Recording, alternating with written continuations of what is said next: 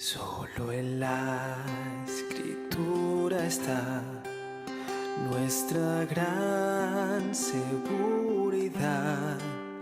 Cielo y tierra pasarán y ella permanecerá.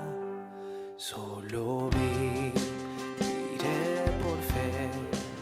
Sean todos bienvenidos en esta mañana tan hermosa, tibia, soleada, un sol radiante, hermoso.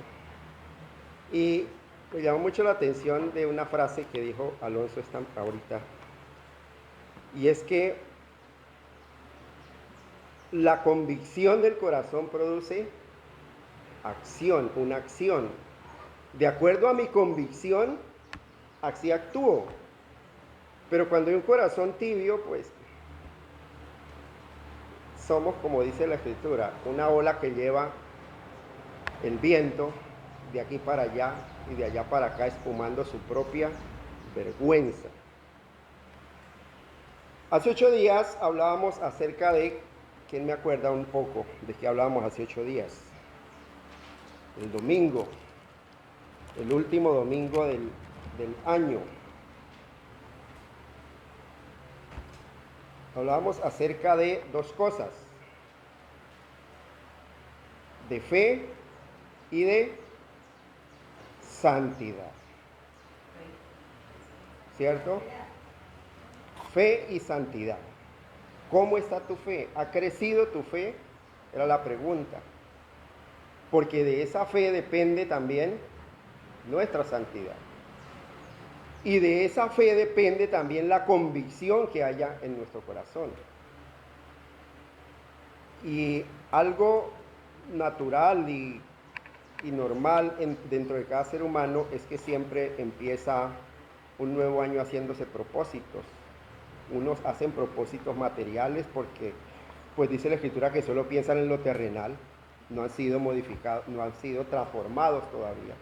Pero otros tienen propósitos eternos que incluyen los terrenales. Recuerden que tenemos ejemplos en la Escritura que cuando nuestros propósitos son eternos, esos propósitos también incluyen los terrenales. Y recordémonos que cuando por allá Salomón ora a Dios y le dice por allá en Primera de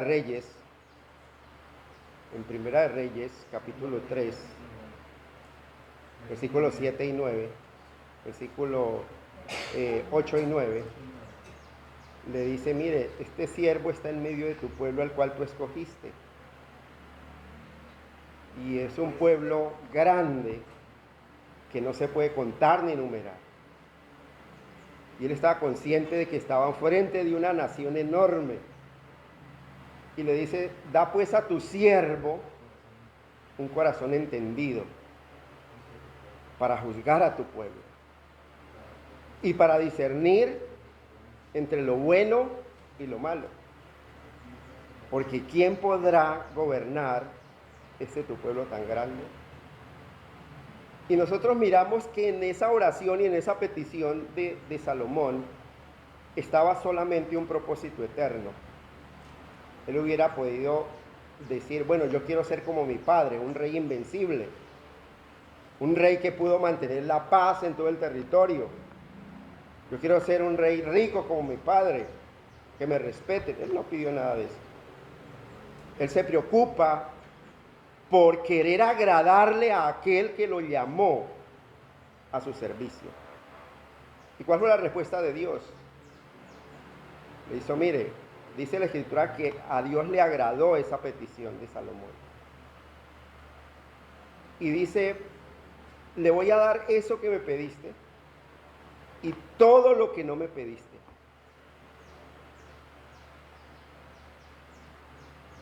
Porque ahí se cumple cuando Dios, Jesucristo, nos dice a nosotros, mas buscad primeramente el reino de Dios y su justicia, y todo lo demás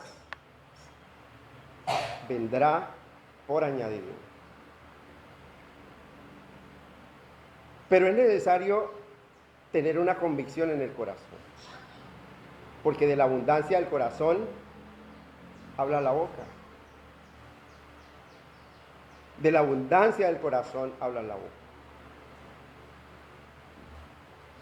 Hay algo que a nosotros se nos olvida muy frecuentemente, y es que dice la Escritura en el Salmo, y Primera de Pedro también lo toma, dice que los ojos de Dios están puestos ¿sobre quiénes? Sobre los fieles de la tierra. Nosotros estamos en una continua vigilancia, estamos siendo vigilados por Dios. Los ojos de Dios están sobre nosotros.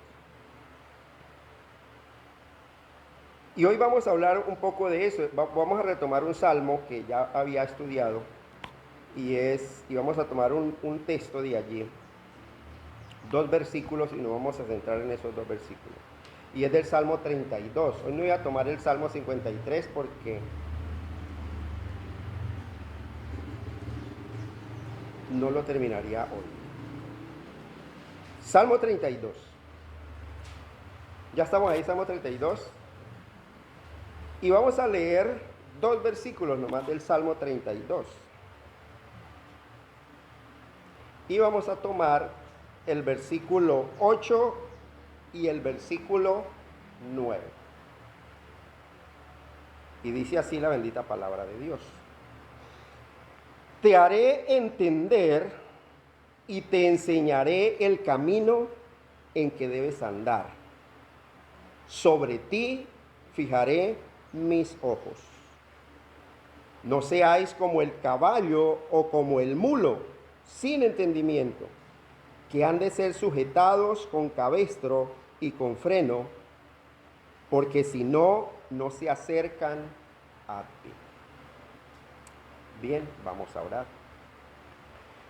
Padre, en esta mañana nos presentamos delante de ti, Señor, como un pueblo escogido, como una nación santa, como un real sacerdocio, como un pueblo adquirido por ti para anunciar las virtudes de aquel que nos llamó de las tinieblas a tu luz admirable. Aquí estamos, Señor, en esta congregación, Señor, que has puesto y que sostienes en este lugar de la ciudad, presentándonos delante de ti en sacrificio vivo, santo y agradable, que es nuestro culto racional. Te pedimos, Señor, que en esta mañana seas tú abriendo nuestro entendimiento, disponiendo todos nuestros sentidos, Señor, para que tu palabra, que es viva, que es eficaz, que es más cortante que toda espada de 2 filos, penetre hasta partir el alma y el espíritu, las coyunturas y los tuétanos, y discierna nuestros pensamientos y las intenciones de nuestro corazón. Y que no haya cosa creada que no sea manifiesta en tu presencia, sino, Señor, que antes bien todas las cosas estén desnudas y abiertas a los ojos de aquel a quien tenemos que dar cuenta, y ese eres tú, buen Señor. Te lo pedimos, Padre, en Cristo Jesús. Amén. Y amén.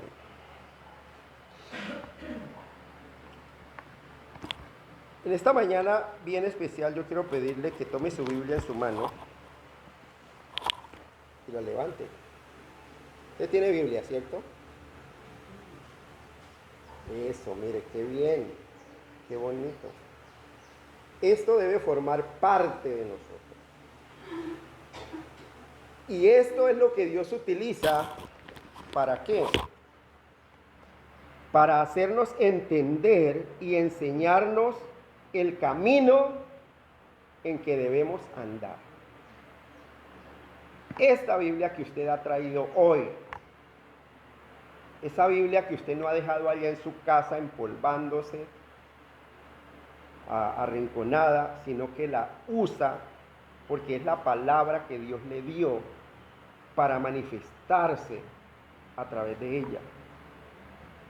Y ese es el medio por el cual dice en el versículo 8 del Salmo 32, te haré entender y te enseñaré el camino en que debes andar,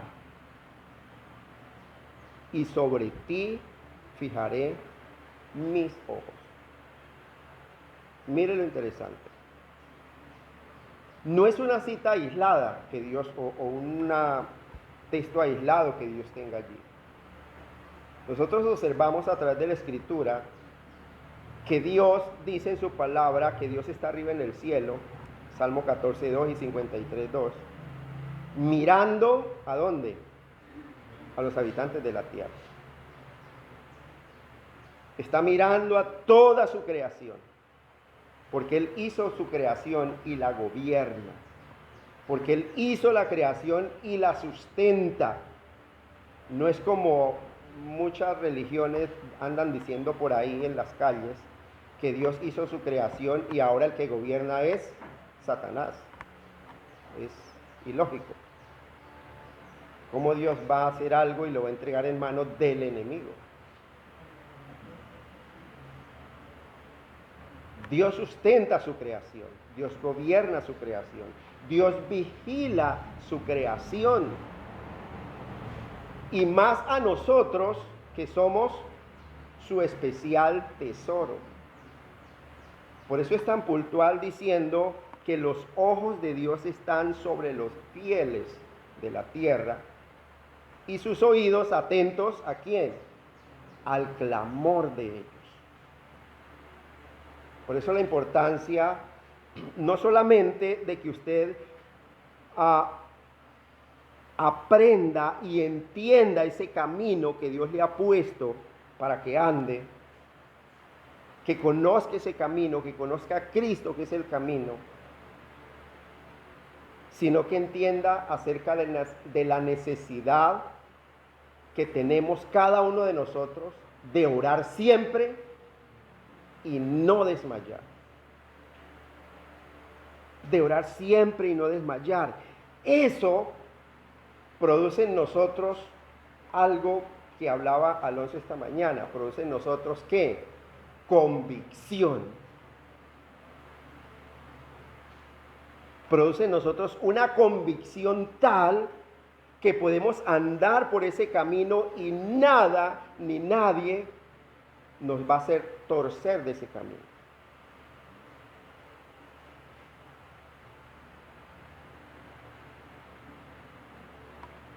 Dice la Escritura, por allá en Santiago, dice que hay hombres que tienen doble ánimo. O sea, que su fe no es totalmente convencida. Y que son llevados por cualquier viento de doctrina. Cualquiera viene y les dice algo que los puede hacer salir del camino derecho por el que deben andar y listo, se van. ¿Por qué? Porque no hay convicción en su corazón. No hay una convicción porque no hay esa certeza de que realmente hemos sido constituidos hijos de Dios para andar en ese camino. Y entonces dice el segundo texto que Dios nos compara cuando no hay esa convicción. Dice, Dios compara a esas personas de doble ánimo como el caballo o como el mulo, que no tienen entendimiento. ¿Cómo es un caballo o una bestia mular?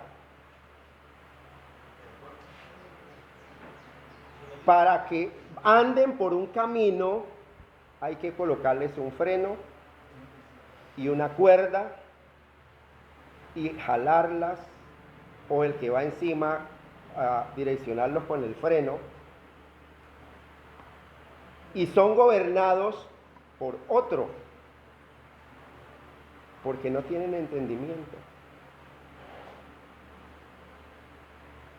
Cuando no hay convicción en mi corazón, en mi vida, soy como un caballo o como un mulo. Me dicen, venga por aquí, y yo voy por ahí. Me dicen, no, mejor venga por acá y yo voy por allá. Algo bien importante que Dios demanda sobre nosotros, que Dios demanda de nosotros, y fue el mensaje, un mensaje que le dio Cristo a una de las iglesias del Apocalipsis. Ojalá fuese frío o caliente. El frío ya se sabe que no cree. Cuando usted le comparte el evangelio, dice, eso no es conmigo. Y ya, eso compártaselo a otro, yo no necesito de eso. Y entonces no le hace daño a la iglesia. Porque él ya sabe en qué está.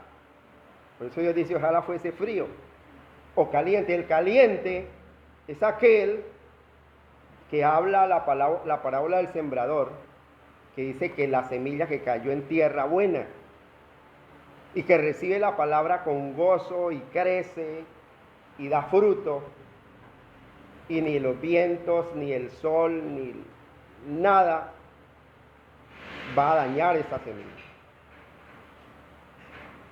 Por eso Dios dice, ojalá fuese frío o caliente.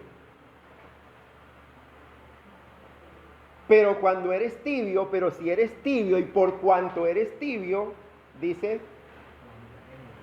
te vomitaré de mi boca. ¿Y cuál es ese tibio? El más peligroso de todos. Porque el tibio es ese que dice ser cristiano, pero no es cristiano. El tibio es ese que dice, yo creo en Dios, yo sé que mi cuerpo es templo del Espíritu Santo de Dios, yo sé que debo congregarme, yo sé que debo escudriñar las Escrituras, yo sé que debo vivir en santidad, pero no lo hace. Pero más sin embargo está ahí, en medio de la congregación. Y eso es escritural, eso es bíblico, eso no es que sea una abominación que alguien incrédulo esté asistiendo a una iglesia o que simplemente porque sea simpatizante entonces tengo que sacarlo de la iglesia. Forma parte de toda congregación. Iglesia de la Odisea. Apocalipsis capítulo 3. ¿Sí? Muy bien, gracias.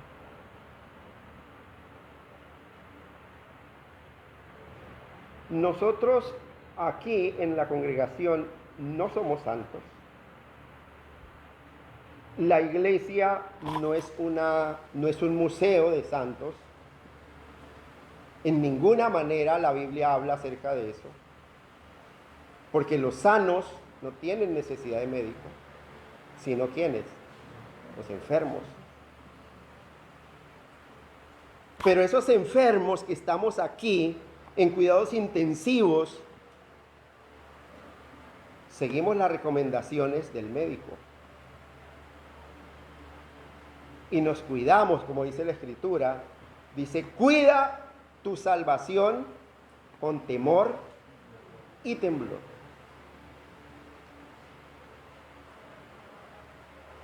Cuida tu salvación con temor y temblor. Y cuando usted la cuida, no es porque usted sea más santo que otro. Porque es que la podemos cuidar. Porque es Dios el que produce en nosotros, en usted, ese querer como ese hacer por su buena voluntad. Solo por esa razón.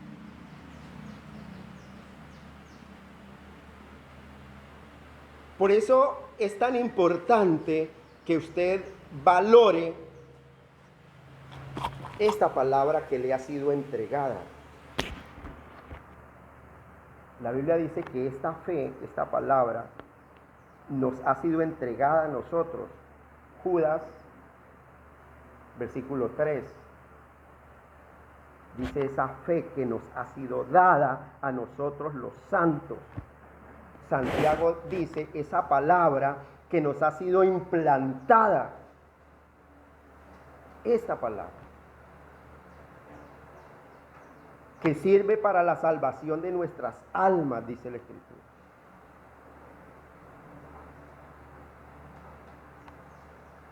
Y a través de esta, dice versículo 8, yo quiero que nos grabemos estos textos hoy.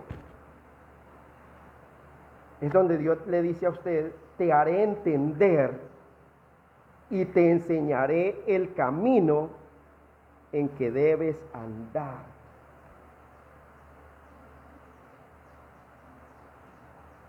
¿Sí están ahí, Lina María? ¿Qué cita es? Muy bien. Te haré entender y te enseñaré el camino en que debes andar. Dios no utiliza otros medios para enseñarle cuál es su forma de andar. Dios no utiliza ni un sueño, ni una visión, ni mucho menos el consejo de un incrédulo, sino que utiliza esta palabra.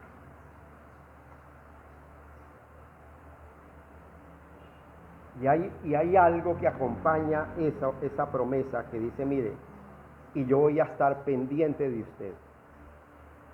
Yo lo voy a enseñar y yo no lo voy a dejar solo. Yo voy a estar pendiente de usted. Sobre ti fijaré mis ojos. Mire, iglesia, lo importante que es usted tener una convicción en su corazón. Hay algo que a mí me ha llamado mucho la atención, y es que cuando nosotros tenemos comunión con otras iglesias o con otras confesiones, y de pronto hay como un desacuerdo doctrinal, y empezamos nosotros como a contender por esa fe, como a presentar esa defensa que dice el apóstol Pedro con mansedumbre, como que hay ánimo en un comienzo de parte y parte, cada uno como queriendo presentar una defensa de su fe, ¿cierto? Y eso es bonito, es hermoso, y es un ejercicio edificante para nosotros como hijos de Dios, poner a prueba nuestra fe. Pero nosotros vemos, y lo que yo he detectado es que en muchas ocasiones eso llega nomás hasta la primera, como hasta la primera batalla, por decirlo así. Al primer round, sí. Porque después cuando quedan de verse después, ya no vuelven. No nosotros, porque nosotros debemos estar ahí. Los otros. ¿Y por qué es? ¿Por qué razón? Porque en sus congregaciones les prohíben tener contacto con alguien que no comparta su fe. Yo no prohíbo eso.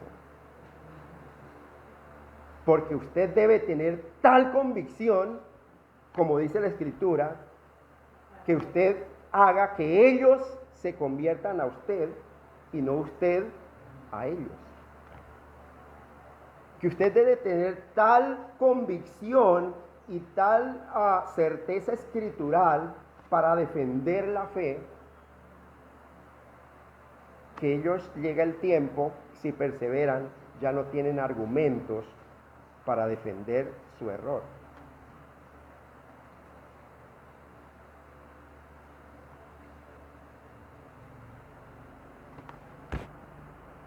Yo nunca les digo, no reciban los que van de puerta en puerta. No, recíbalos, pero enséñenles. Es una oportunidad que Dios les da para compartir el evangelio de verdad. Los que van de puerta en puerta, a la luz de la Escritura, son herejes, porque niegan la deidad de Cristo. Para ellos Jesucristo no es Dios, es simplemente un hombre. Pero nosotros es una oportunidad para mostrar el Evangelio de Cristo.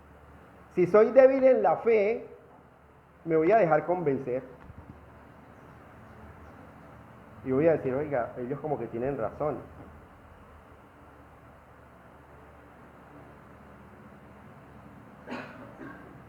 Pero si realmente hay una convicción de esa fe que me ha sido dada,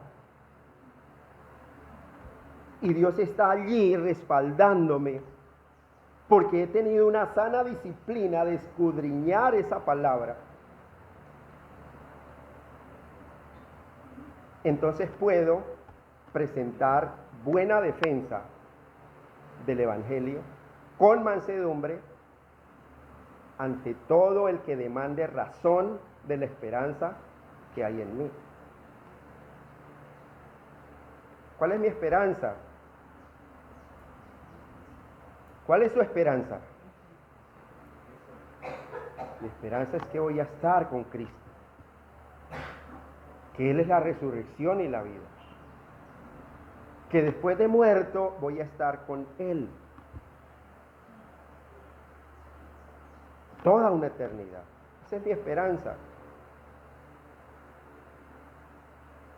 Hay otros que dicen que no, que la vida es solo aquí y que después ya hay una aniquilación de los malos y los buenos pues sí se van para el cielo, pero los malos son aniquilados. Eso no lo habla la Escritura.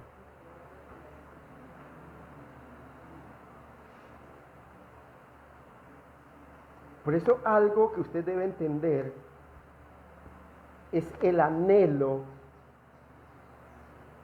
y el propósito que Dios tiene con su palabra es este.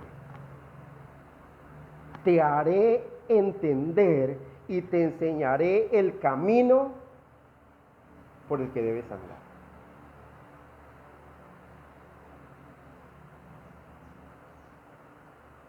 Nosotros sabemos que el corazón nuestro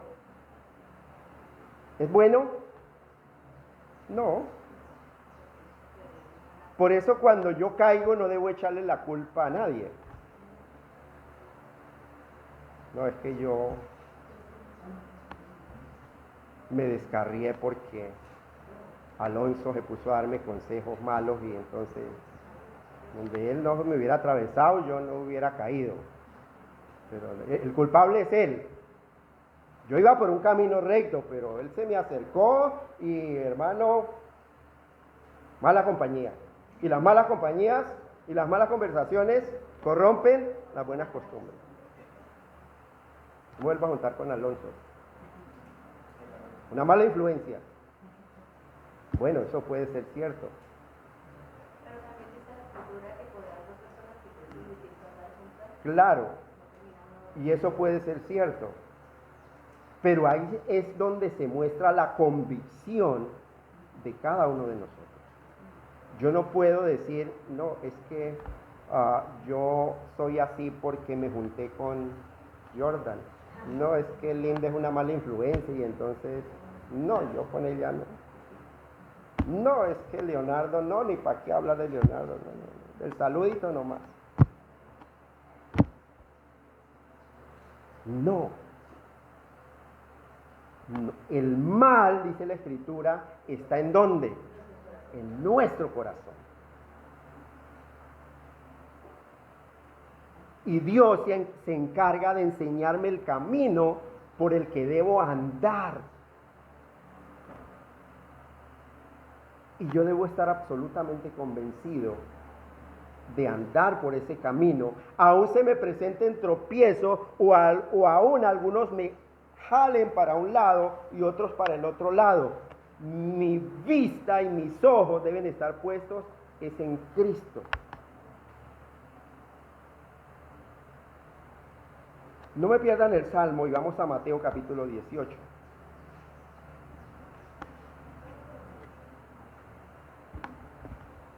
Porque hay tropiezos, claro que hay tropiezos. Y la Biblia dice que es necesario que vengan tropiezos. Porque esos tropiezos sirven ¿para qué? Para probar la fe. Para probar la fe. Mateo capítulo 18, versículo 7. ¿Quién lo tiene? Y lo lee fuerte. Hay del mundo por los tropiezos, porque es necesario que vengan tropiezos, pero hay de aquel hombre por quien viene el tropiezo. Continúen. El otro. Por tanto, si tu mano o pie te es ocasión de caer, córtalo y échalo de ti. Mejor es entrar en la vida cojo o manco que teniendo dos manos, dos pies, ser echado al fuego eterno. Muy bien. Mire, es necesario que vengan tropiezos, ¿cierto? Y vamos a tener tropiezos. Pero hay de aquel que causa ese tropiezo. Hay de aquel. Claro, son sentencias de condenación. Hay de aquellos por los que viene el tropiezo. Que yo no puedo justificarme a echarle la culpa, no fue que él me hizo caer, o fue que él me convenció. No, el mal está en mi corazón. Y hubo ese tropiezo para probar mi fe. ¿Ustedes se acuerdan lo que dice Santiago 1:12? Dice, bienaventurado el varón que soporta la tentación. Bienaventurado el varón que soporta la tentación, porque cuando haya resistido la prueba, mire, es una prueba. Todos esos tropiezos son pruebas que Dios le pone.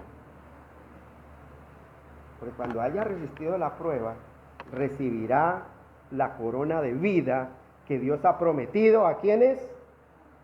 A los que le aman. ¿Y quiénes son los que le aman? Pues los que andan por ese camino que Dios le ha enseñado que usted debe andar.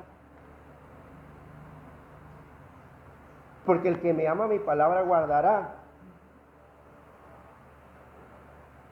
San Juan 14, 21 y 23. Y San Juan 14, 24 dice, pues el que no me ama, pues no guarda mi palabra. Sencillamente. Por esa razón nosotros somos inexcusables. Pero hay de mí si sigo al que es de tropiezo, y hay de aquel que es de ocasión de tropiezo para mi vida, o para la vida de cualquiera. Hay de aquel. Es necesario que vengan tropiezos.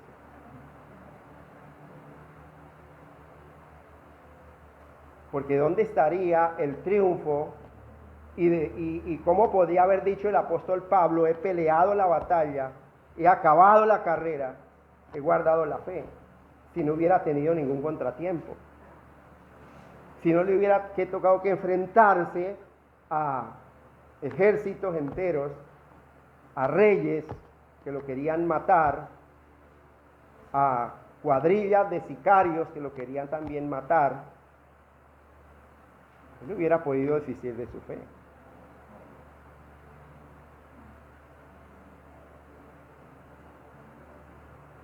Y aún esas palabras las dijo yendo al camino de la guillotina, donde le iban a cortar la cabeza. ¿Por mandato de quién? Del emperador romano, de Nerón. He guardado la fe. Usted no puede decir eso si no tiene contratiempos en esta vida, si no ha tenido que soportar una prueba, si no ha tenido que decirle no a alguien cuando usted está juicioso en su casa, a alguien que venga y le dice, hermano, camine y me acompaña, estoy tan aburrido, camine, yo no le voy a hacer gastar ni uno, usted nomás camine que yo le compro todo lo que usted quiera, cerveza, trago, ron, y si quiere vamos a la zona de tolerancia, yo corro con los gastos. Entonces no se preocupe. Y usted dice, oiga, pues sí, no, yo como que estoy tan aburrido acá, mi mujer no está, o le voy a decir que voy a mirar un trabajo o algo. ¿Quién tuvo la culpa ahí? En primer lugar, yo sí me dejé convencer. porque no hay una convicción en mi vida. Soy un tibio, soy un vómito de Dios. Soy un tibio.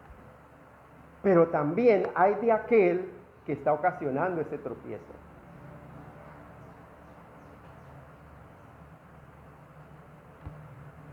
Lucas capítulo 17, vamos a ir allá un momento también. Lucas capítulo 17.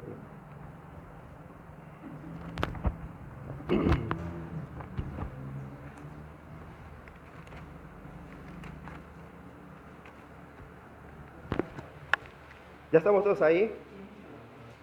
Mire, Lucas capítulo 17, hay un título ahí que dice ocasiones de caer. Dijo Jesús a sus discípulos, imposible es que no vengan tropiezos. Eso es imposible. Porque estamos en este mundo, estamos en esta carne, estamos sujetos a pasiones, a deseos, a concupiscencias. Es imposible que no vengan tropiezos. Dice, mas hay de aquel por quien vienen. Hay de aquel por quien vienen. Hay de aquella persona que no puede ver a alguien que quiere permanecer viviendo una vida limpia. Y entonces está ahí para poner un tropiezo. Hay de aquel, dice versículo 2, mejor le fuera que se le atase al cuello una piedra de molino y se le arrojase en el mar, que hacer tropezar a uno de estos pequeñitos. Ay, pobrecito el pequeñito que hizo tropezar. No, también es corrupto, porque simplemente despertó lo que hay en su corazón. ¿Y qué hay en su corazón? Marcos 7, 21 al 23. Porque de su corazón salen los malos pensamientos, los adulterios, las fornicaciones, los homicidios, los hurtos, las avaricias, las maldades, el engaño, la lascivia, la envidia, las maledicencias, la soberbia, la insensatez. Todas esas maldades de dentro salen y contaminan al hombre. El juicio es para los dos. Por eso dice la Escritura, bienaventurado el varón que soporta la tentación. Aquel que está convencido y dice, qué pena, no.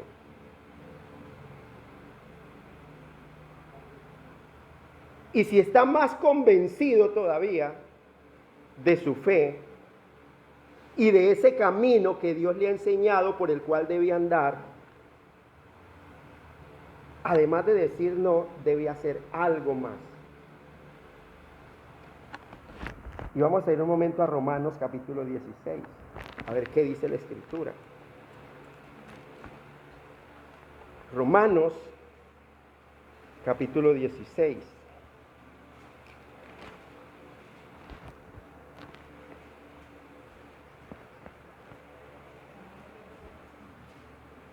Perdón. Estoy bien Hechos. ¿Ya estamos todos ahí? Romanos capítulo 16. Mire lo que dice. Versículo 17. Mas os ruego, hermanos, que os fijéis en los que causan divisiones y tropiezos en contra de la doctrina que vosotros habéis aprendido y que os apartéis de ello. Porque tales personas no sirven a nuestro Señor Jesucristo, sino a sus propios vientres, y con sus suaves palabras y lisonjas engañan los corazones de los ingenuos. Tranquilo, eso no tiene nada que ver, eso lo hace todo el mundo. Que es tonto, que es tonta, ¿no? Que esté guardándose para un solo hombre, no. Che, la canita al aire, mija, si él también puede haberle sido infiel. O usted es tan tonto Solo con una y con una. Venga, acompáñeme. Yo le muestro el mundo que usted está perdiendo. Mire lo que dice la Escritura. Porque tales personas,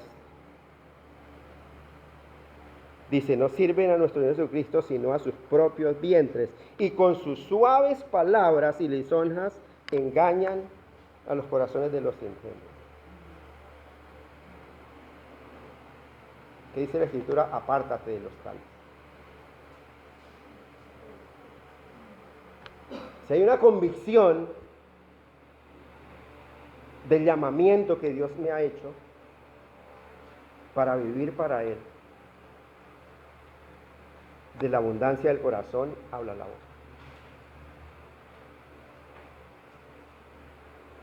Pero la mayoría de nosotros nos comportamos, como dice el segundo versículo del Salmo 32, versículo 9, nos comportamos como el caballo y como el mulo. La cuerdita, venga por acá, mijito, venga por acá, mijita, por aquí, no, por aquí, no, venga para acá.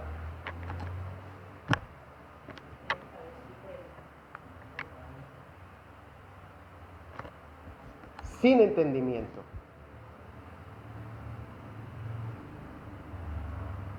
Sin entendimiento. Recuerden los textos que vimos hace 8 días, el domingo. Hebreos 11:6 dice, porque sin fe es imposible agradar a Dios. Y porque sin santidad nadie verá a Dios. Y Dios no dejó simplemente esas órdenes así, usted tiene que tener fe, usted tiene que ser santo. No, mire, aquí nos está diciendo, mire, yo te haré entender y te enseñaré el camino en que debes andar.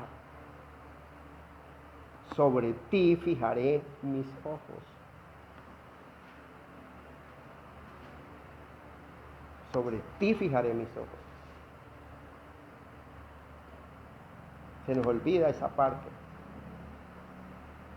La omnipresencia de Dios, que está en todos lados, en todas partes, aún en lo más recóndito, en lo más secreto, ahí está Dios, observando, mirando. Mirando en lo profundo de su corazón, cuando usted en su espíritu hace propósitos santos y buenos, pero en su carne no los cumple. Cuando usted en su espíritu dice, Señor, no hay nadie como tú, poderoso en maravillas, grande en poder.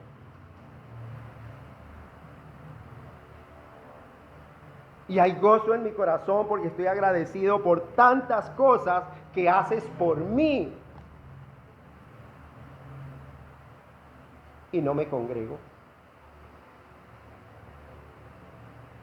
Y ando por caminos que no debo andar. Y no oro. Y llego tarde a la congregación. Y llego a dormir a la congregación.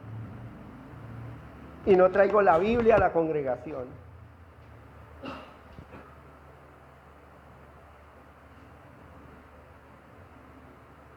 Dios está mirando desde el cielo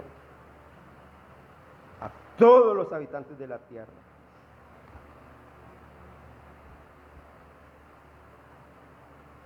Para ver si hay algún sabio y entendido que esté buscando su palabra. Un sabio delante de Dios. ¿Quién es el sabio delante de Dios? ¿Quién es el entendido delante de Dios?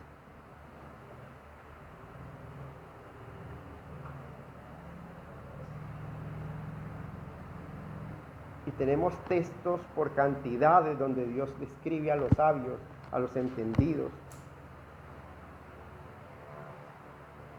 Dice, el principio de la sabiduría es el temor de Jehová. Los insensatos desprecian la sabiduría y la enseñanza. Señor, que usted me va a enseñar, pero ¿qué me va a enseñar a mí? Con un libro que tiene más de 2000 años. Eso ya pasó de moda, ahora la cuestión es moderna, ahora... Claro que Dios se entiende. Si no, no se había escrito, no se hubiera escrito Eclesiastés 12.1, por ejemplo. ¿Ustedes se acuerdan que dice Eclesiastés 12.1? Qué bueno. Acuérdate de tu Creador en los días de tu juventud. Antes que vengan los días malos y lleguen los años en los cuales digas, no tengo en ellos contentamiento.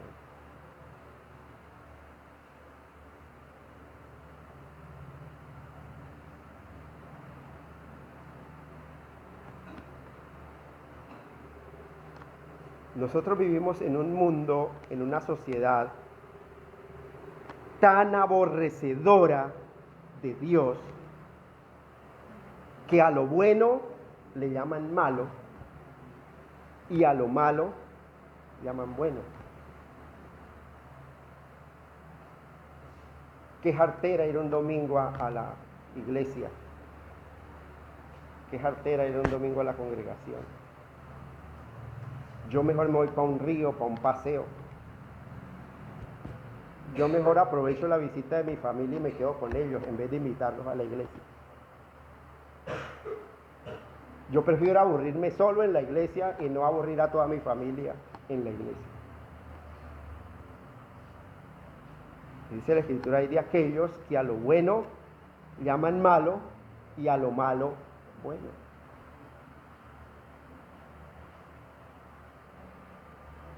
Dios dice, mirad cuán bueno y cuán delicioso y cuán agradable es habitar los hermanos juntos en armonía.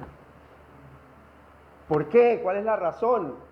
Porque es allí donde envía Dios salvación y vida eterna. Es allí, en la congregación.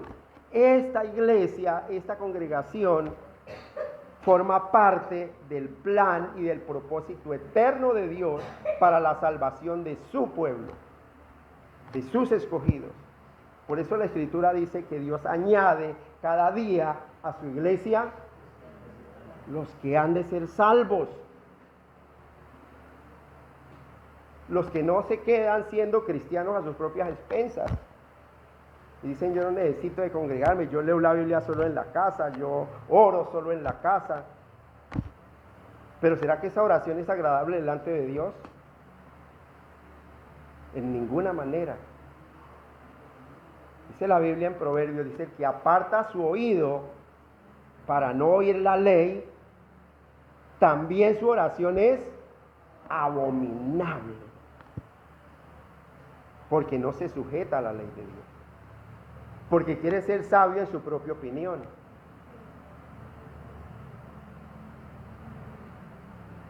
Por eso la oración de cualquier impío, de cualquier incrédulo, aunque diga creer en Dios, pero no conoce a Dios conforme a la Escritura, pero no se congrega, pero no forma parte del cuerpo de Cristo, es una abominación delante de Dios. Es una abominación. Y esa oración será para juicio de Él.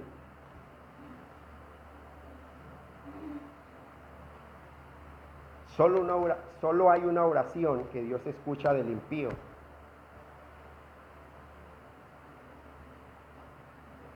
Y es cuando ora para arrepentirse de sus pecados. Y es cuando llega a los pies de Cristo en oración, en arrepentimiento y fe. Mientras tanto, esa oración es abominable delante de Dios. Por eso qué bueno que nosotros tengamos esta convicción de que ese verbo, de que esa palabra que había en la eternidad, nos está enseñando y nos está haciendo entender el camino por el que debemos andar. Que no nos desviemos ni a la derecha ni a la izquierda. Que no sigamos siendo bestias de carga, que son dominados por un cabestro por otro, sino que realmente haya una convicción en nuestro corazón. Que esa enseñanza, que ese entendimiento que Dios nos da, mostrándonos ese camino, mostrándonos a Cristo, que es el camino, que es la verdad, que es la vida, no nos va a dejar solos en ese proceso.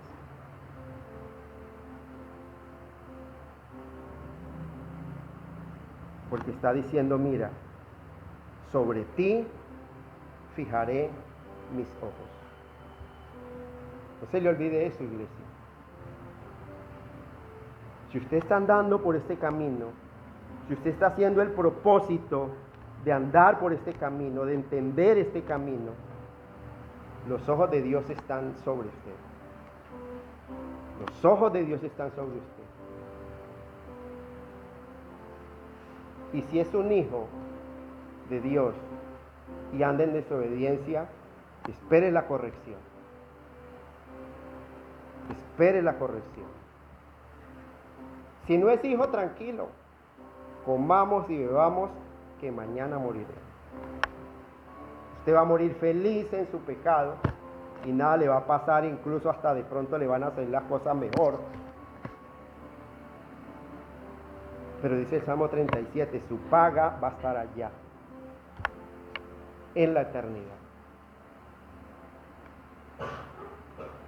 Porque van a llegar prósperos, gorditos, felices, a estrellarse en un infierno, que dice la Escritura, donde el gusano de ellos no muere y el fuego nunca se apaga.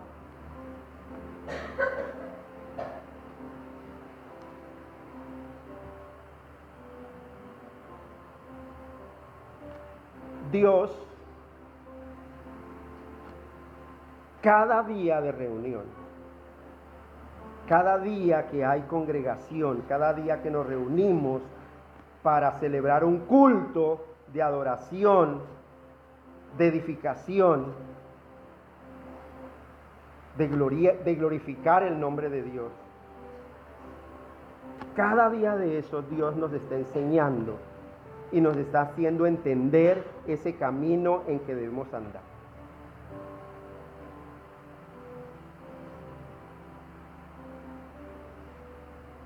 Efesios 3, 11 dice, para que la multiforme sabiduría de Dios sea dada a conocer por medio de la iglesia. Es el medio que Dios utiliza, ¿para qué? Para hacernos entender y enseñarnos el camino en que debemos andar, por medio de la iglesia.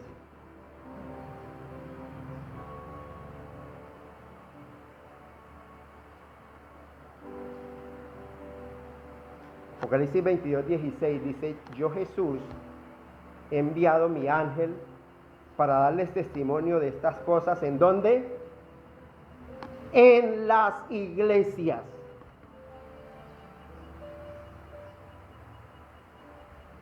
Porque es el medio que Dios utiliza. Así usted tenga su Biblia en su casa, Dios ha dispuesto un lugar. ¿Para qué?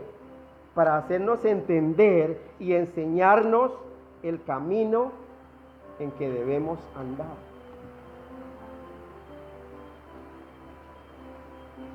Por eso la importancia, iglesia, en este año que usted está comenzando, no deje de congregarse. No deje de congregarse, como algunos tienen por costumbre. No deje de congregarse. Sino anímense unos a otros. a ese amor y a estas buenas obras que Dios ha preparado de antemano para que andemos en ellas.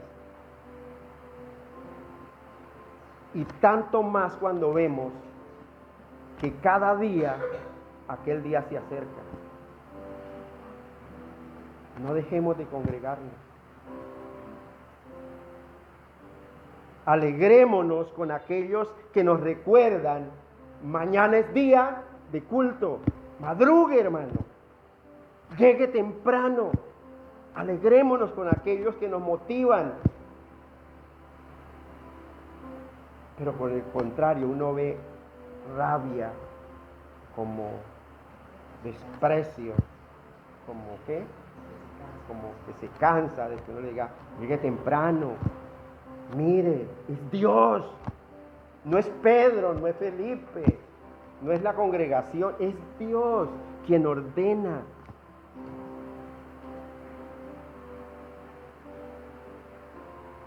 Gócese, no se moleste.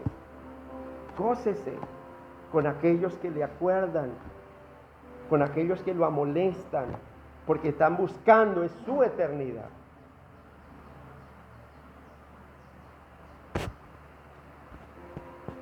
Te haré entender y te enseñaré el camino en que debes andar. Sobre ti fijaré mis ojos. No seas como el caballo o como el mulo sin entendimiento, que han de ser sujetados con cabestro o con freno, porque si no, no se acercan a ti. Padre, te damos gracias en esta mañana, bendito Dios. Te damos gracias, Señor, porque nos has permitido, Señor, tener un tiempo de enseñanza, de entendimiento, de tú mostrarnos, Señor, ese camino santo por el cual debemos andar. Ayúdanos, buen Señor. Abre puertas de bendición para cada uno de nosotros, Señor. Pero que también, Señor, tu mano esté sobre nosotros para que nos libre del mal y no nos dañe, bendito Dios.